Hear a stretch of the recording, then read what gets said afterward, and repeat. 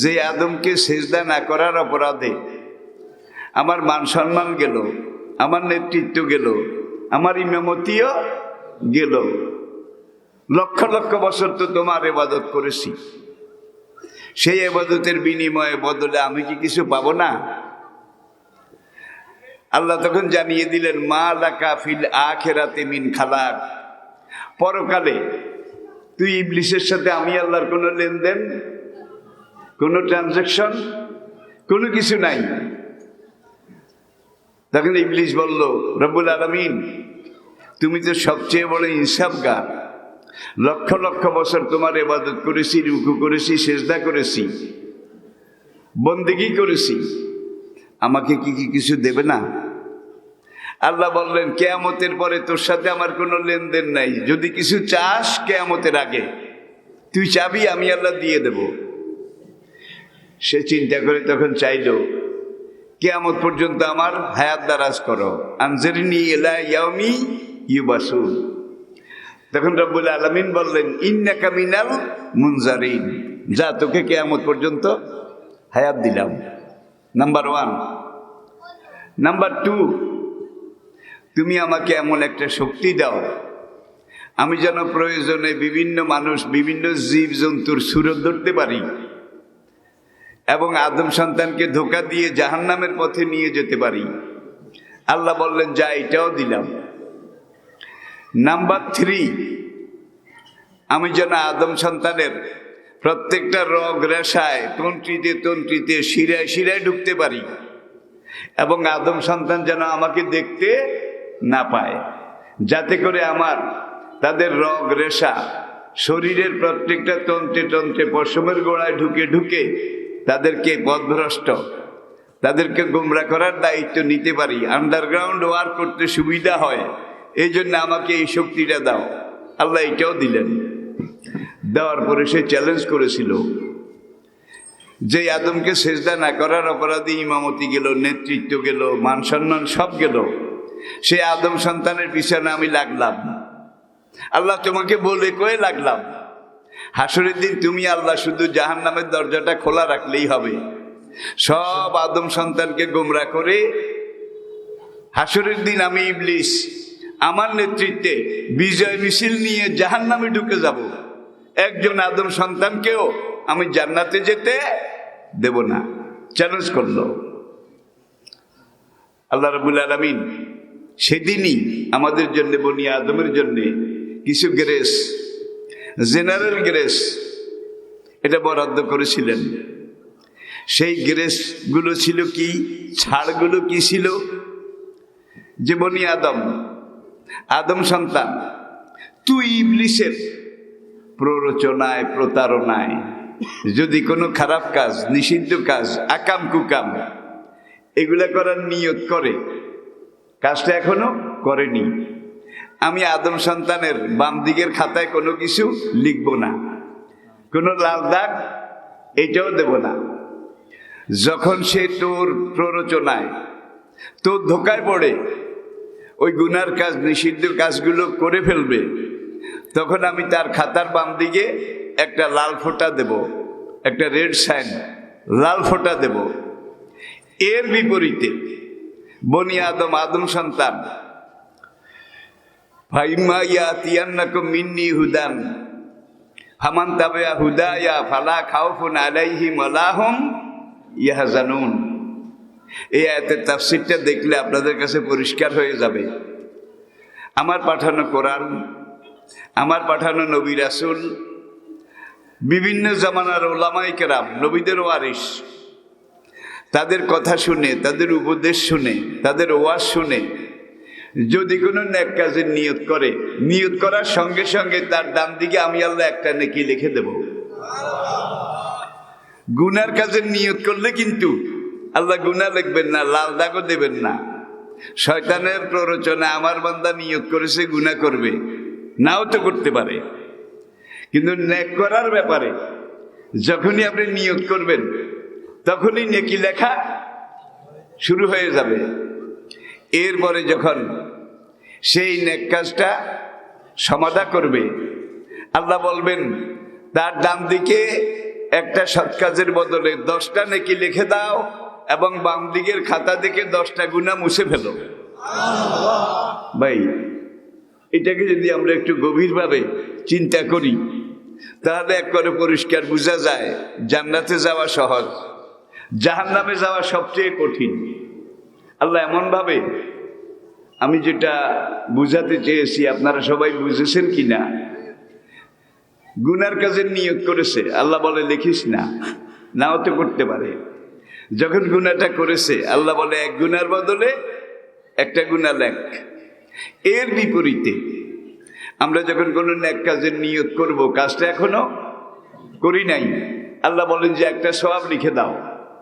যখন এই নেক আমলটা আমরা সমাধান করব, আল্লাহ তখন কারামান কাতিবিনকে বলবেন তার ডান দিকে একের বদলে 10, ফালাহু আশরু হাসানাত আশারা আমসালেহা, তার খাতার ডান দিকে 10টা নেকি লিখে দাও এবং এই নেক কাজটার বরকতে বাম দিক থেকে 10টা গুনাহ মুছে ফেলো। তাহলে 20টা হয়ে গেল। কয়টা হলো? 10টা হলো প্লাস, এদিক থেকে 10টা হলো মাইনাস, সব মিলাই 20টা। তাহলে এই যে জেনারেল গ্রেস আমাদের জন্য খোলা আছে কিনা, কিয়ামত পর্যন্ত খোলা আছে কিনা, তাহলে আমরা যদি এই সুযোগটা নিতে না পারি এটা হবে আমাদের জন্য সবচেয়ে বড় দুর্ভাগ্য। এগুলো জানার জন্যে, এগুলো বুঝার জন্যে, সেই জেনে বুঝে সেই অনুযায়ী নিজেরা চলার জন্যে, এলাকাবাসীকে চালানোর জন্যে আল্লাহর নির্দেশ এবং ইবলিসের প্রতারণা, এই দুইটা জাতিকে জানানোর জন্যে দ্বীনি মাদ্রাসা দরকার আছে নাকি নাই? দরকার আছে নাকি নাই? এখানে আরেকটু কথা আছে, সেটা হলো আপনারা দেখেছেন শহরে বন্দরে নগরে কন্দরে বিভিন্ন জায়গায় লক্ষ লক্ষ সিনেমা হল ছিল নাকি? সিনেমা হল ছিল। সেই সময় যুবকরা 1 পয়সা 2 পয়সা করে জমা করত। যখন দেখতো যে সিনেমার টিকিট কেনার পয়সা হয়ে গেছে তখন শহরে গিয়ে সিনেমা দেখতো। এখন সিনেমা হলগুলা কি আছে? আমরা এগুলাকে উৎখাত করিনি।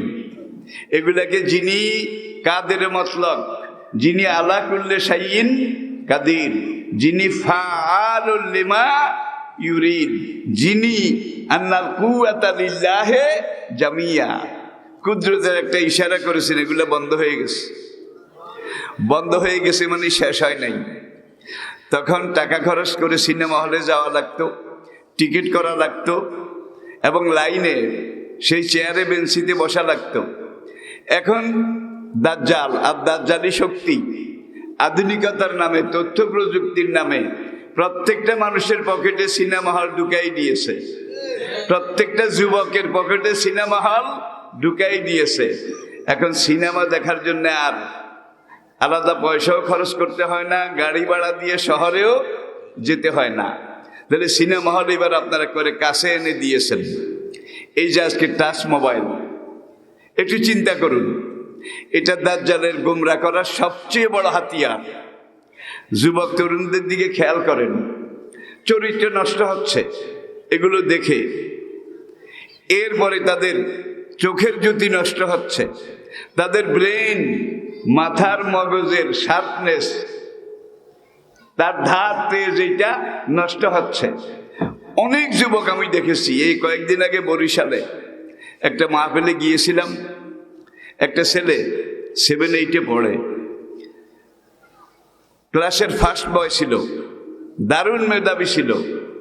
সেই ছেলেটা মোবাইলের মধ্যে ঢুকেছে।